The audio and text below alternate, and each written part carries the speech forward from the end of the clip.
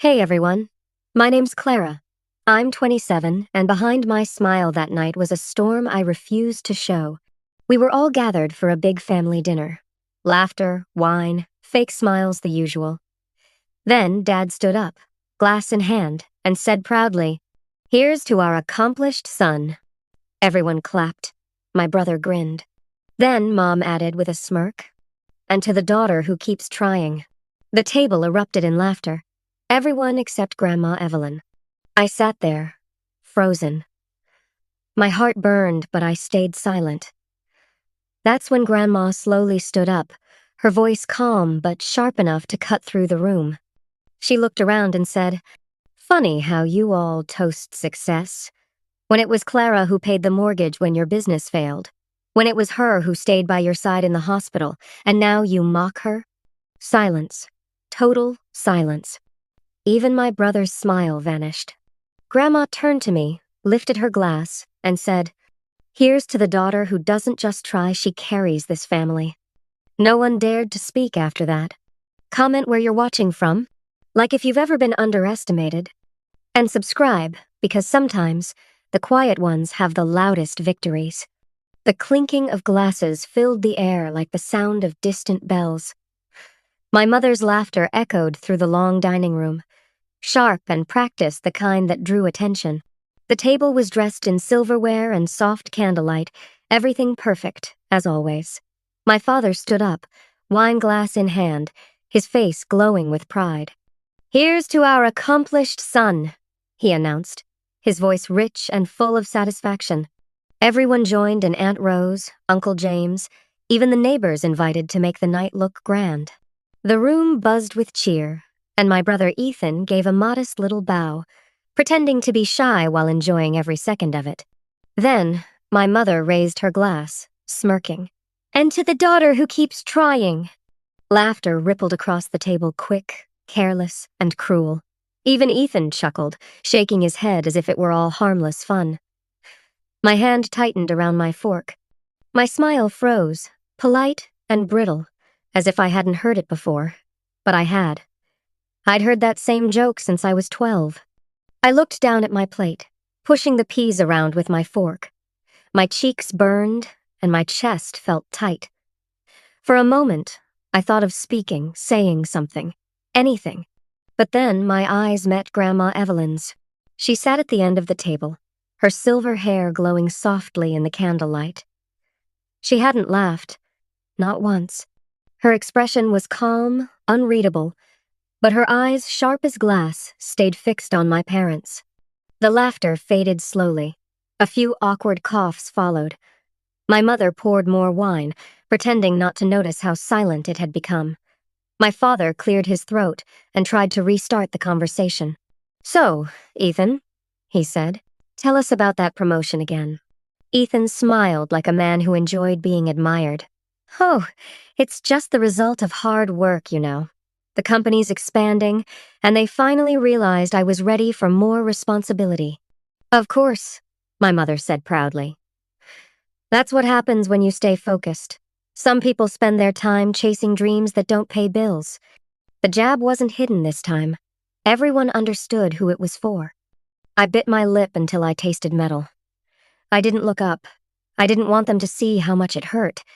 I just wanted the night to end, but it had only begun. Grandma's voice suddenly broke through the chatter. "Robert," she said softly, but the room went still at once. Even my father straightened his back. Grandma rarely spoke during these dinners, and when she did, no one interrupted. "Yes, Mother?" he asked cautiously. Her gaze moved slowly from him to my mother, then to Ethan. "Do you toast to all your children, or only the ones who make you look good?" A spoon clattered. The sound echoed across the table. My father frowned. "Mother, that's not fair." "Fair?" she interrupted, her tone calm but cutting. "You think fairness is laughing at your own daughter for trying? You think fairness is comparing her to her brother like she's in a race she never entered?" No one moved. My mother's smile disappeared. Ethan looked down, his fingers nervously tapping the table. Grandma continued, her voice steady, almost gentle. "Do you even know how much she's been trying? How many nights she stays awake, writing stories that touch hearts while you sit here mocking her? The room was frozen. My throat tightened. I wanted to speak, but no sound came out. My mother forced a weak laugh. Mom, you're exaggerating. We're just teasing. Teasing?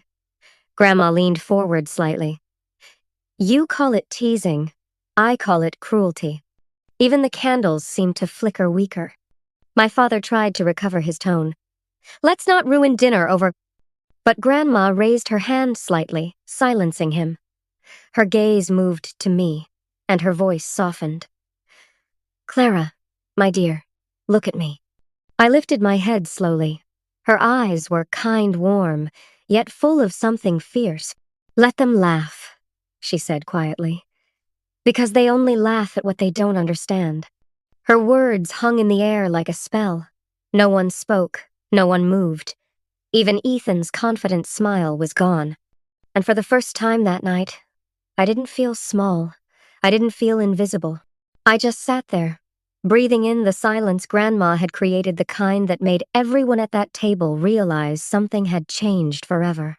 The dinner wasn't over, but the game they'd always played, the one where I was the punchline, had just met its match. The morning of the dinner felt heavier than it should have. The sky was clear, the sun was kind, but my stomach twisted with that familiar ache, the one that always came before family gatherings. I was sitting by my window with a cup of tea when my phone rang. The caller ID read Mom. I hesitated before answering. Clara, she began, her voice cheerful but clipped. Don't forget dinner tonight. Your father wants everyone here early. Ethan's promotion is something worth celebrating. There was a pause. Then, softer, she added, please don't wear anything too casual. You know how the neighbors talk. I stared at the wall for a moment before saying, I'll be there. Good, she replied. And Clara, try to be pleasant tonight, all right? Let's not make things awkward. She hung up before I could answer. Pleasant. That word always meant quiet. It meant smile, nod, and disappear into the background. I turned my phone face down and let out a slow breath. I almost didn't want to go. Every family dinner ended the same way, with me leaving early, pretending I had something to do, while everyone else stayed to laugh about how sensitive I was. Still, part of me hoped maybe tonight would be different. Maybe, after all these years, they'd see me not as the daughter who keeps trying, but as someone who never gave up. I opened my laptop and glanced at the message on my screen. Congratulations! Your short story has been shortlisted for the New Voices Award. It wasn't a big award, not in the world my parents lived in, but to me, it meant everything. I'd worked on that story for months, through nights of self-doubt and mornings of silence. I wanted to tell them. Maybe they'd finally be proud. By the time evening came, I slipped into a simple dark green dress, the one Grandma gave me last Christmas. It brings out your calm, she'd said. I didn't want to look fancy, just respectful. When I arrived at the house, it was already glowing with laughter and the smell of roast chicken. My mother met me at the door, giving me a quick glance from head to toe. Oh, you look comfortable, she said. Her tone caught somewhere between a compliment and a sigh. Thanks, I murmured, stepping inside. The house hadn't changed. Same grand chandelier, same polished floors, same walls lined with Ethan's achievements, trophies, certificates, framed photos of him shaking hands with executives. My own picture was tucked in the corner of a family frame, half hidden behind my father's arm. Ethan appeared, grinning like a man who had it all figured out. Clara, he said, hugging me lightly. Still writing those mystery stories? Still winning those office awards? I shot back, trying to sound lighthearted. He laughed. Touché. The dining room was already full. Aunt Rose and Uncle James sat near Grandma, chatting softly. Grandma caught my eye and gave me a small, warm smile. It made me feel a little safer, like there was at least one person on my side in that house. Dinner began with small talk. My father dominated the conversation, praising Ethan's discipline and dedication. My mother nodded proudly, occasionally throwing glances at me as if comparing us in her head. So, Clara, my father said, finally, turning to me. What have you been doing these days? I smiled faintly. Actually, one of my stories got shortlisted for an online award. It's not huge, but— Oh, that's nice, he interrupted quickly, reaching for his glass. Ethan, didn't your firm just sign that international contract? The table came alive again with questions for Ethan, and my moment vanished like smoke. I pressed my hands together under the table, trying not to show how much it stung. Ethan leaned back, smirking slightly. Yeah, it's been a busy few months. The company's been eyeing me for senior partnership soon. Oh, darling, you deserve it, my mother gushed. You've always been focused. You know, Clara could learn a thing or two about consistency. Everyone chuckled politely.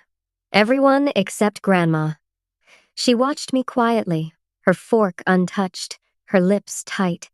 I felt her gaze steady on me like a quiet promise, a reminder that someone saw through the performance around that table. I excused myself for a moment and walked into the hallway, pretending to get more water. I needed air. The laughter behind me blurred into a dull hum. As I stood by the window, I whispered to myself, "Just get through tonight." When I turned around, Grandma was standing in the doorway. "Don't let them take your peace, dear," she said softly. "People who measure worth by applause will never understand quiet strength." Her words lingered in the air like warmth. I nodded, not trusting my voice to speak. Then, from the dining room, my father's voice rose again. "Everyone, let's raise a glass to Ethan." I froze, and before I could return to my seat, I heard my mother's laugh loud and bright. "And to the daughter who keeps trying."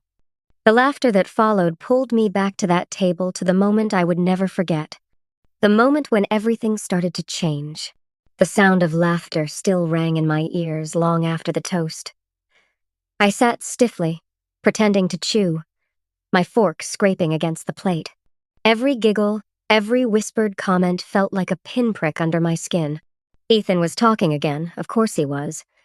"So, I might be flying to Singapore next month," he said proudly, swirling the wine in his glass. "The firm wants me to meet a new client personally. They said I have the perfect image for representing them." My father beamed. "That's my son! You've always been sharp, just like me." "Hard work pays off," my mother added, glancing my way. "You see, Clara, some people make things happen. Others just dream." A small, polite laugh rolled around the table. I looked down at my hands, my nails pressing against my palm until I felt the sting. I wanted to disappear, or at least be invisible enough that they'd stop noticing me just to mock me. I opened my mouth to speak, to maybe congratulate Ethan and change the subject, but before I could, he turned to me with that familiar teasing smile. "So, Clara, what's your latest masterpiece? Still writing those online stories? Maybe one day you'll publish something real." His tone was light, but his eyes weren't. He knew exactly where to hit. He always did. My lips parted, but no sound came out. Uncle James shifted uncomfortably in his seat. Aunt Rose gave me a sympathetic look, but no one said anything. They never did. It was easier to laugh along than to challenge my parents. Ethan chuckled again, leaning back in his chair. "Don't worry, sis. When you make your millions, we'll toast to you too." The table erupted in laughter once more. I forced a smile so tight my jaw ached. My chest felt heavy, like every breath was borrowed. Then I heard the quiet clink of a fork against a plate. Grandma Evelyn. She hadn't moved much all evening, but now she set her fork down carefully. The small sound cut through the laughter like thunder. Everyone looked at her. "Ethan," she said softly, "do you ever stop to think before you speak?" The laughter died instantly. Ethan blinked. "Grandma, I was just joking." Her gaze stayed on him, calm, piercing. "A joke is only funny when everyone's laughing. I don't hear your sister laughing." Silence.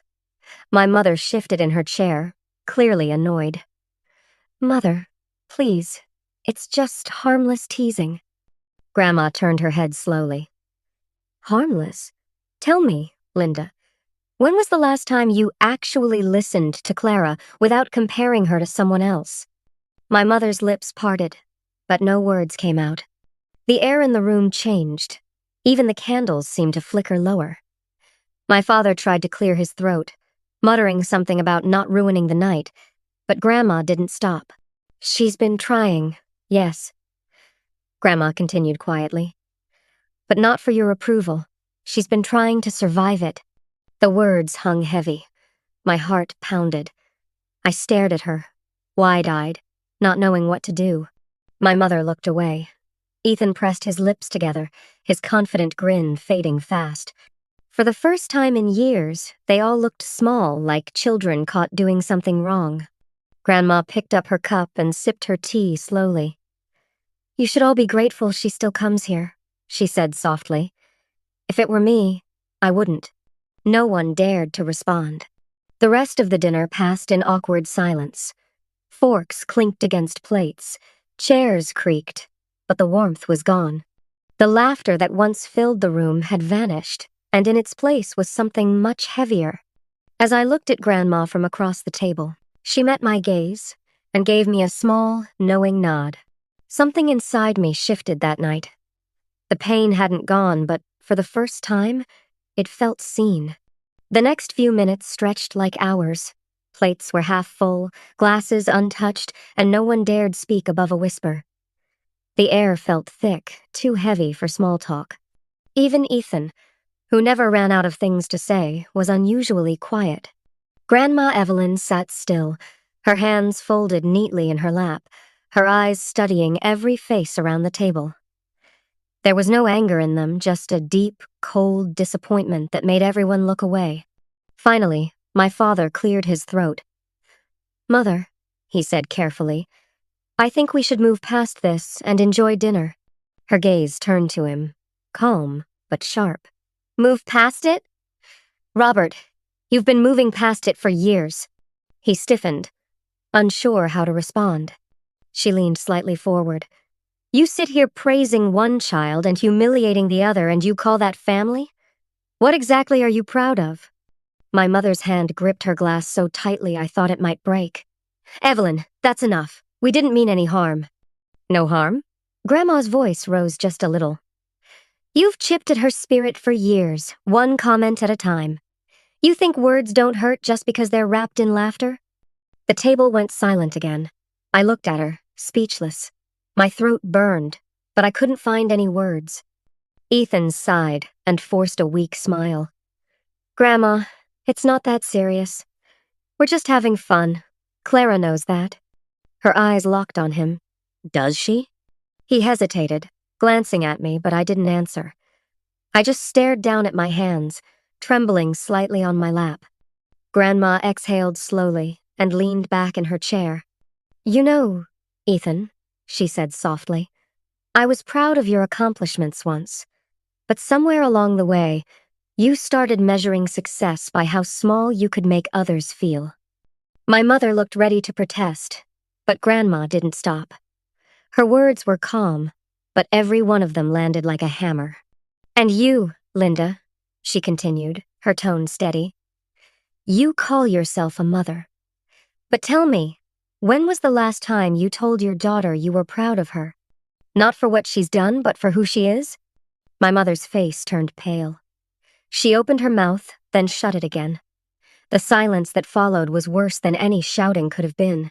I could feel everyone's discomfort pressing against me, but beneath it was something else.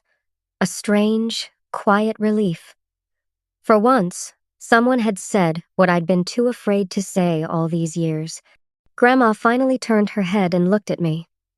Her eyes softened, the edge fading into warmth. "Clara," she said gently, "don't let their blindness make you doubt your light."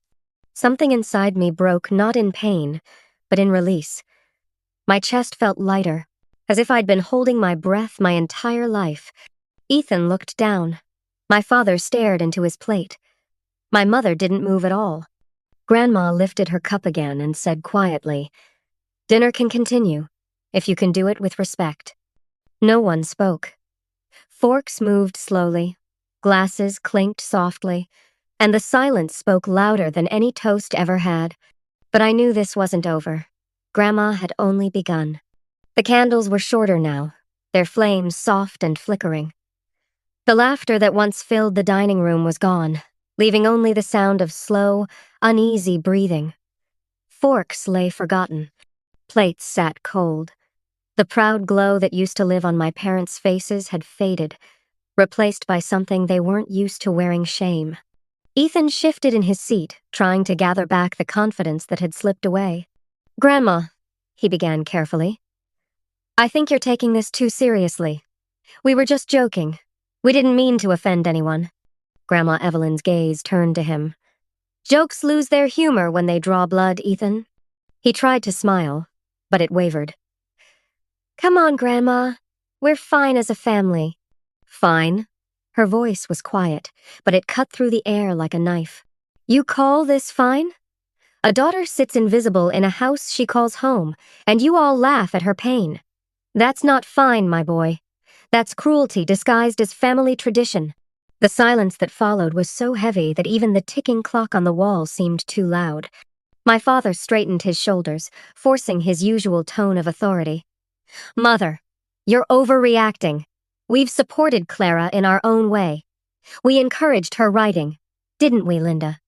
My mother looked startled, but quickly nodded. "Of course we did. We've always said she's creative." Grandma gave a small, bitter laugh. "Creative? You've said she's trying. You've turned every effort into a comparison, every dream into a reminder of what she's not. That's not support, Linda. That's sabotage." My mother's lips tightened. She looked away. My father cleared his throat, but his usual confidence had cracked. Grandma reached for her teacup, her hands steady. "You've all spent years measuring worth by paychecks and promotions. But I've lived long enough to know success isn't what people see on paper. It's what they do when no one's watching." Her gaze turned to me. "Clara, do you remember last spring when I was too ill to leave my room?" I nodded slowly. "Of course."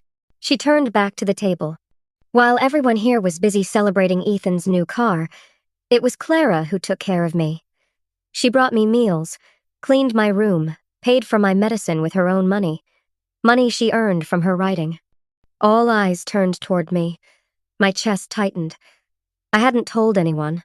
I didn't want credit, but hearing her say it out loud, it made me tremble. Ethan's mouth opened, then closed again. My mother blinked, speechless. My father looked down at his plate. Grandma continued, her voice steady. "You see, she didn't do it for recognition.